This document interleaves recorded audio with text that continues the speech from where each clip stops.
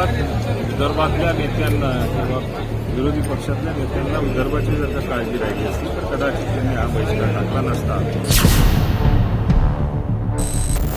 Sir, काय सांगाल? उद्यापासून अधिवेशन सुरू होत आहे. आज चहा पाण्याच्या याच्यावर विरोधकांनी बहिष्कार टाकलाय. काय सांगेल सर? मुळात विदर्भातल्या नेत्यांना किंवा विरोधी पक्षातल्या नेत्यांना विदर्भाची जर का काळजी राहिली असती तर कदाचित त्यांनी हा बहिष्कार टाकला नसता.